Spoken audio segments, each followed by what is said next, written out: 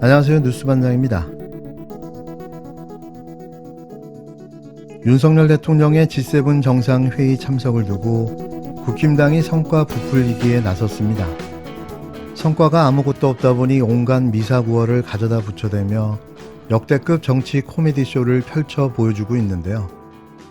국힘당은 윤석열 대통령의 2박 3일간의 G7 정상회의 참석에 대해 대한민국은 심리적 G8국가 반열에 올랐다는 두 귀로 듣고도 이해할 수 없는 극강의 윤석열 빨아주기 찬양을 시작했습니다. 마치 한 달 전 윤 대통령이 조 바이든 대통령과 함께 워싱턴 선언을 낭독한 걸 두고 대통령실이 사실상 핵공유를 운운했던 걸 연상케 하는 대목인데요. 당시 김태호 국가안보 1차장은 우리 국민이 사실상 미국과 핵을 공유하고 지내는 것으로 느껴지게 될 것이라는 핵인지 감수성을 주장한 바 있습니다. 대한민국은 심리적 G8 국가 반열에 올랐습니다. 대한민국은 심리적 G8 국가 반열에 올랐습니다. 대한민국은 심리적 G8 국가 반열에 올랐습니다. 대한민국이 글로벌 룰 메이커, 글로벌 중추국가로 우뚝 섬으로써 동포들의 든든한 조국이 될 것을 다짐하며 국힘당 김민수 대변인은 20일 조국 대한민국, 히로시마 원폭 동포분들께 든든한 울타리가 되어 G8 국가로 나갈 것이라는 제목의 논평을 내고 윤 대통령이 최초로 일본 히로시마에서 한국인 원폭 피해 동포들을 만났다는 점 등을 부각하고 나섰습니다. 또 국가가 국민 생명과 안전을 지켜주지 못한 민족사적 비극은 더 이상 되풀이돼서는 안 된다. 대한민국이 이제라도 원폭 피해 동포분들의 든든한 울타리가 되어야 한다고 말했는데요. 김 대변인은 이어 G7 정상회의, 한미일 정상회담 등 외교 슈퍼 위크에 돌입했다. 대한민국은 심리적 G8 국가 반열에 올랐다고 윤 대통령의 이번 정상 외교를 극찬하며 입에 거품을 물었습니다. 유상범 대변인도 20일 논평을 통해 대승적 결단을 통한 셔틀 외교의 복원은 물론 강력한 한미일 공조를 이뤄내기 위해 동분서주했던 윤석열 대통령의 노력이 결실을 맺기 시작한 것이라며 윤석열 정부와 국힘당은 대한민국이 이번 G7 정상회의를 통해 드러난 세계 각국의 보편적 가치를 공유하고 평화와 미래 번영을 위해 글로벌 중추국가로서 역할을 다할 수 있도록 최선을 다할 것이라고 밝혔는데요. 정부 일각에서는 이번 정상회담에서 한국이 G7에 포함돼 G8로 확대하는 논의가 이루어질 수 있다고 기대했으나 별다른 논의가 없었던 것으로 알려졌습니다. 무엇보다 G8 확대에 가장 반대한 나라가 바로 지금 주최국인 일본이었는데요. 일본은 예로부터 자신이 아시아 유일의 G7 국가라는 타이틀에 집착하며 다른 아시아 국가들이 들어오려는 걸 철저히 방해해왔습니다. 매번 퍼주기만 하고 뒤통수만 맞는 한심한 대일 외교. 대한민국 윤석열 정부에는 일본 간첩이 있습니다. 대통령실이 미국에서 1차 뻥튀기를 하더니 이번에는 일본에서 2차 뻥튀기를 했습니다. 지난해 바이든 날리면 녹색 외교 파문 때 윤석열 바이든 48초 스탠딩 환담에서 48초간 읽기도 어렵습니다. 빨리 읽어보겠습니다. 미국 인플레이션 감축법 IRA 우려 전달, 한미 통화소 F, 필요할 때 한미 양국 금융 안정을 위한 유동성 공급 장치를 실행하기 위한 긴밀히 협력 합의, 확장 억제 관련 협의, 북한 도발 공동 대응 강화. 48초간 읽기도 힘든 이 많은 업적을 남겼다는 뻥튀기 코미디였던 것을 기억할 것입니다.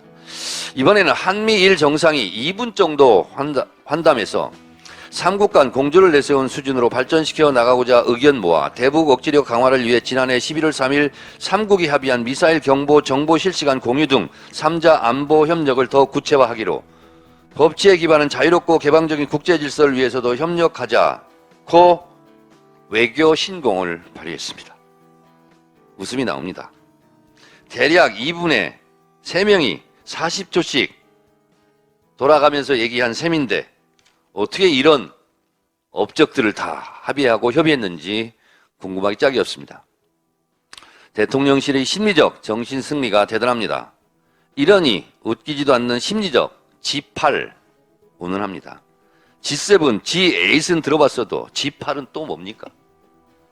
G7에서 후쿠시마 오염수에 대한 합의가 없었습니다. 공동 손명에도 빠졌습니다.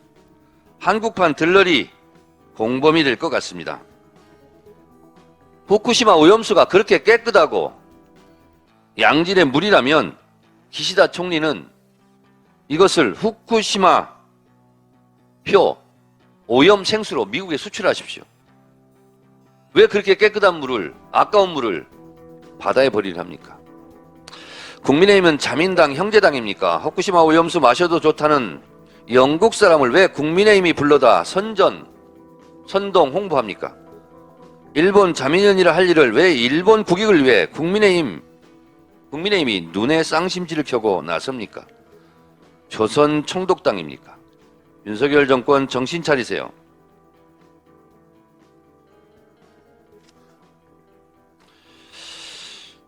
이 판넬 사진처럼 윤석열 대통령이 미국, 일본을 뒤따라가는 상징적인 사진입니다. 미국이 큰형님, 일본이 형님, 한국이 동생처럼 언제까지 뒤따라다닐 겁니까? 대한민국은 주권 국가입니다. 줏대 있게 외교합시다. 히로시마 원폭 피해자에 대해서 참배했더군요. 왜 일본의 피해자 코스프레에 들러리 또 섭니까?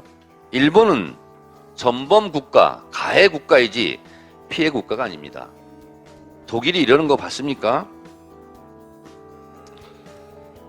갈 때 가고 안 갈 때 안 가시기 바랍니다. 윤석열 대통령의 말 한마디 잘못된 처신으로 경제가 휘청거립니다. 제발 똑바로 말하고 똑바로 걸어주시기 바랍니다. 노무현 대통령의 반이라도 담기 바랍니다. 22일에 여론조사 꽃에서 5월 4주차 정기 여론조사이자 38차 ARS 정기 여론조사 결과를 발표했습니다.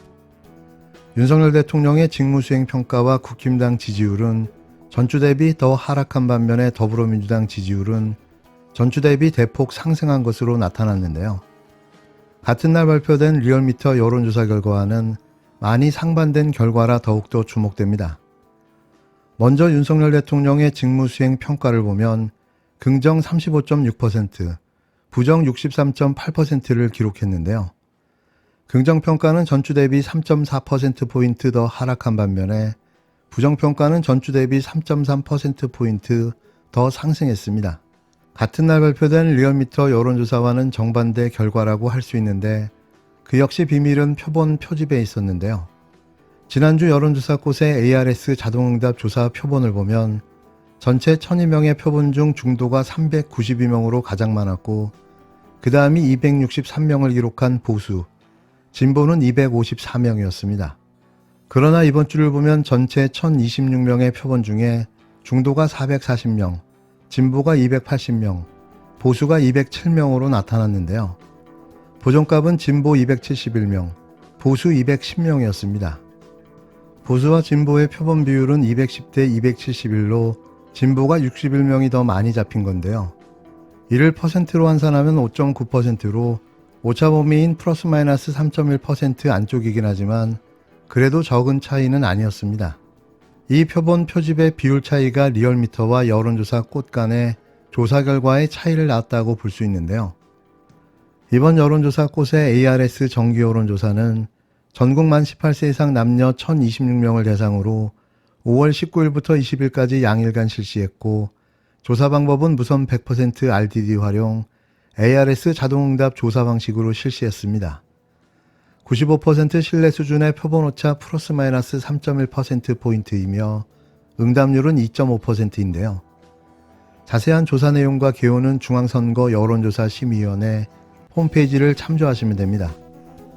여지껏 저희가 봐왔던 여론조사는 보수 지지층이 과표집된 여론조사였던 사실이 드러났는데요.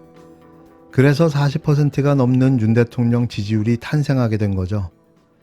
나라를 엉망진창으로 작사를 내고 있는데 지지율이 40%가 넘는 게 말이 됩니까? 진짜 지지율은 30%, 콘크리트 지지율에서 나오고 있는 겁니다.